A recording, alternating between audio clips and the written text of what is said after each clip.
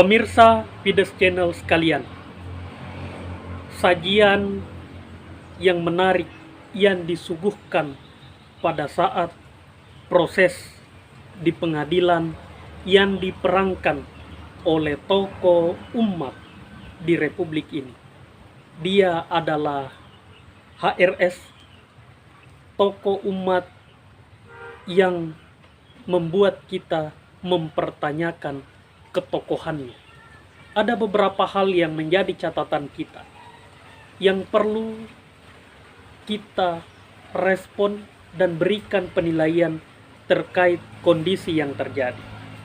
Apabila tokoh umat yang menjadi panutan, yang menjadi tauladan oleh masyarakat luas, khususnya umat Islam, seyogianya menunjukkan sikap yang dapat diteladani.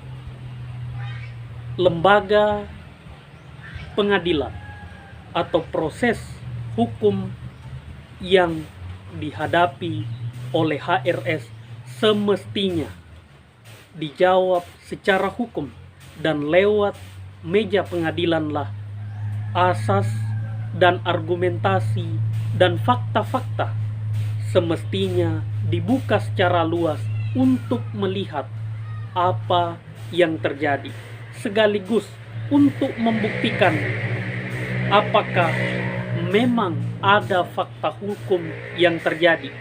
Kalau seperti ini yang dipertontonkan oleh tokoh umat atau tokoh yang mengaku dirinya sebagai tokoh umat, tetapi melakukan satu upaya yang sangat tidak patut dicontoh. Coba kita bayangkan, di masa silam dalam sejarah Islam, seorang pemimpin tertinggi sekelas khalifah pernah mengalami dan masuk di ruang persidangan. Dia adalah seorang khalifah. Dia adalah Khalifah Ali bin Abi Thalib, mengalami satu proses hukum, kemudian disidangkan. Dan apa yang terjadi? Apakah seorang Khalifah Ali bin Abi Thalib dapat mendikte proses hukum karena dengan kekuasaan yang dimilikinya itu mampu melakukan itu? Tetapi apa yang dilakukan oleh Khalifah Ali bin Abi Thalib di dalam proses hukum itu, justru Khalifah Ali bin Abi Thalib mengalami kekalahan secara hukum. Ini juga menunjukkan bahwa seorang khalifah, seorang pemimpin Islam di masa lalu begitu menghormati proses hukum. Justru menjadi begitu aneh apabila ada seseorang yang mengaku diri sebagai tokoh umat tetapi tidak mencerminkan sikap yang menghargai proses pengadilan atau proses hukum yang tengah berlangsung. Ini juga menjadi gambaran kepada kita semua bahwa apabila seseorang yang dikatakan sebagai tokoh umat tidak mengalami proses panjang untuk sampai dan memiliki ketokohan sebagai tokoh umat, maka kita bisa melihat apa yang dilakukan baik dari segi sikap, tindakan maupun tingkah laku yang senantiasa dipertunjukkan di hadapan publik, justru akan membuat kita secara pribadi akan merasa begitu heran kenapa ada seorang tokoh umat begitu menunjukkan sikap-sikap yang tidak menghargai proses hukum, tidak menghargai nilai-nilai dan asas-asas yang menghargai sesama.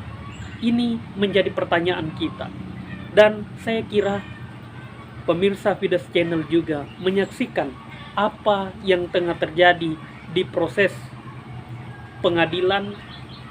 Ada seseorang yang mengaku sebagai tokoh umat, tetapi anehnya perbuatan dan sikap yang disangkakan melanggar norma-norma hukum, tetapi begitu masuk di dalam ruang persidangan malah yang hadir justru meninggalkan ruang persidangan sekaligus. Ini membuat kita bertanya, apakah seorang tokoh umat serendah itu, seperti itu sistem dan sikapnya di dalam proses hukum? Kalau memang merasa tidak melanggar hukum, seyogianya dapat membuktikan apa yang menjadi fakta yang sesungguhnya apabila merasa tidak melanggar hukum. Nah, ini yang menjadi pertanyaan kita. Karena proses hukum sudah berlangsung, kasusnya sudah ada di meja pengadilan, kemudian proses persidangan sudah dibuka, tetapi yang terjadi malah meninggalkan proses dan ruang persidangan. Ini membuat kita bertanya, ada apa di balik itu semua? Apakah karena alasan persidangan itu dilakukan secara online lewat Zoom, yang membuat kita bertanya, apakah kebenaran atau fakta tidak dapat diungkap sesungguhnya kalau menggunakan media online?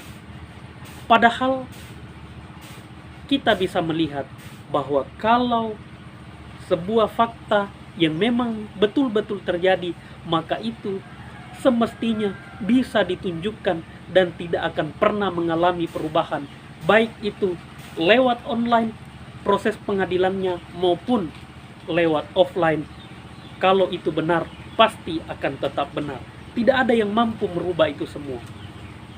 Pemirsa Fides Channel sekalian, ada banyak contoh-contoh yang terjadi yang dapat kita lihat dari sikap seseorang yang menyatakan diri sebagai tokoh umat. Tetapi dalam sejarah Republik ini, kita melihat orang-orang yang tampil sebagai tokoh umat yang merintis dan melakukan upaya-upaya yang memang betul-betul ingin membuat umat bukan hanya tegak dari proses keadilan dan juga sejahtera dari segi ekonomi. Para tokoh-tokoh umat di masa lalu, sebut saja seperti Buya Hamka, beliau pernah juga mengalami kasus hukum, tetapi Buya Hamka menghadapi itu. Walaupun catatan bahwa ada yang menganggap bahwa kasus yang terjadi dengan Buya Hamka itu ada intrik-intrik sehingga menyebabkan beliau dijebloskan ke dalam penjara. Tetapi apakah dengan sikap dan tindakan yang ditunjukkan oleh seorang Buya Hamka justru menghadapi proses pengadilan dan menjalani proses hukum? Ini satu contoh kepada kita semua. Apakah karisma seorang Buya Hamka pudar ketika dimasukkan ke dalam penjara? Justru di dalam penjara seorang Buya Hamka menulis tafsir yang monumental, dan dari situ kemudian Buya Hamka menyelesaikan karya tafsirnya. Dan kita melihat bahwa Buya Hamka tetap kepada komitmen dan pendirian. Ini juga menunjukkan kepada kita bahwa beliau adalah tokoh umat yang betul-betul bisa diteladani.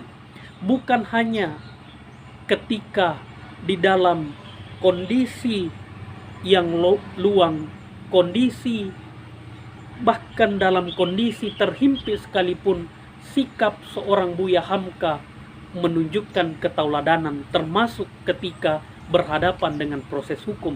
Buya Hamka tidak pernah meninggalkan ruangan persidangan. Justru beliau hadir dan mengikuti ruang persidangan dan memberikan keterangan-keterangan selama proses persidangan. Berbeda dengan tokoh umat hari ini yang mengaku memiliki banyak pengikut. Tetapi yang menjadi pertanyaan, apakah sikap yang seperti itu patut dan layak dicontoh ketika seseorang tersebut mengaku dirinya sebagai tokoh umat? Ini yang menjadi pertanyaan kita.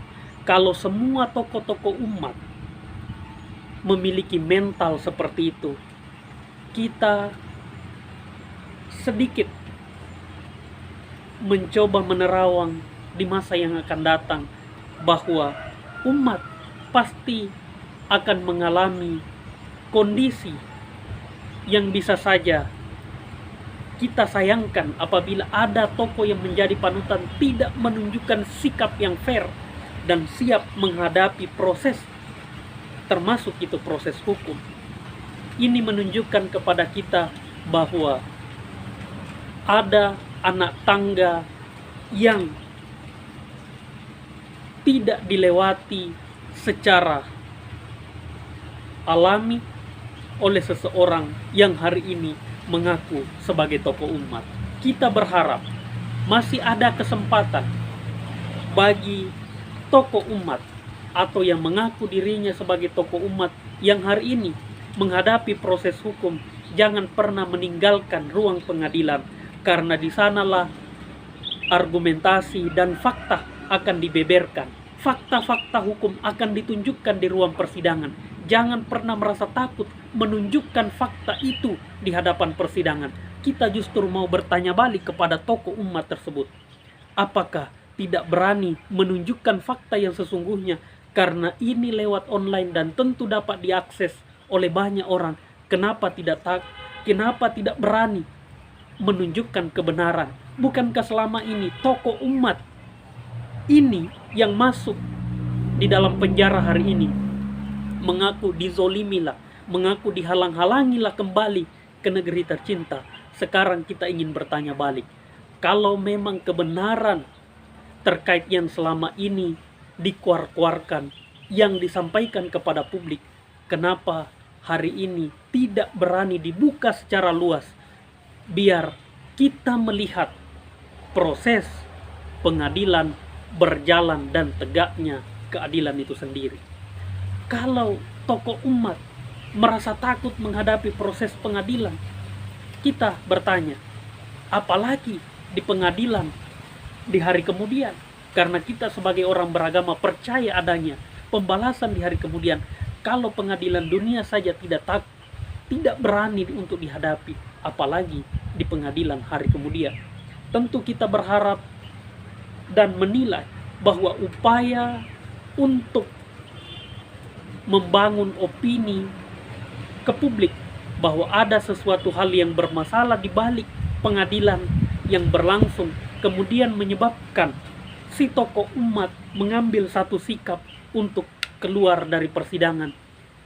Ini bisa dibaca sebagai upaya untuk memunculkan empati publik, menunjukkan untuk membuat umat kemungkinan diminta untuk datang mengawal ataukah ada seruan-seruan yang lain. Kita bisa melihat gaya-gaya seperti ini sebagai gaya yang tidak menunjukkan ketokohannya sebagai tokoh umat. Kita berharap proses pengadilan berlangsung dan menunjukkan fakta hukum, dan begitu ada keputusan pengadilan itu menjadi hukum yang bisa menunjukkan keadilan kepada kita semua. Kita berharap kepada semua kita, termasuk kita sebagai umat, jangan pernah terpukau, terpesona oleh kata-kata dan berbagai ungkapan-ungkapan yang terkesan begitu manis yang diungkapkan oleh tokoh-tokoh yang mengaku sebagai tokoh umat, tetapi begitu menghadapi satu masalah, termasuk masalah hukum, nyalinya sudah ciut, bahkan rela meninggalkan ruang pengadilan. Kita menginginkan sosok seperti Khalifah keempat di dalam sejarah Islam. Beliau adalah Khalifah Ali bin Abi Thalib yang berani menghadapi proses hukum walaupun dia adalah seorang pemimpin, khalifah, tetapi tidak dengan kekuasaannya memaksakan untuk memenangkan kasusnya, tetapi justru beliau mengalami hal yang sebaliknya. Sebuah tauladan yang sangat patut untuk kita contoh, apalagi kepada tokoh umat. Saya kira beliau sangat paham dan tahu sejarah terkait Khalifah Ali bin Abi Thalib yang mengalami proses hukum dan menerima proses hukum itu sendiri. Ini menjadi contoh kepada kita semua bahwa seorang pemimpin akan menunjukkan keteladanan bukan hanya ketika dia berkuasa, tetapi masa-masa ketika dia tidak berkuasa justru menjadi penyejuk di tengah-tengah kondisi umat. Kita merindukan sosok tokoh umat yang memang betul-betul menjadi panutan. Ketika kehadirannya di tengah-tengah kita, dia menjadi penyejuk. Ketika dia tidak ada di tengah-tengah kita, maka kehadirannya dirindukan. Bukan karena ketiadaannya yang dirindukan, tetapi dia selalu memberikan kesejukan setiap ada di tengah-tengah umat, bukan malah membuat umat sibuk untuk turun ke jalan, membuat orang lain merasa terkucilkan. Kita membutuhkan tokoh umat yang mengayomi kita semua. Salam Fides Channel.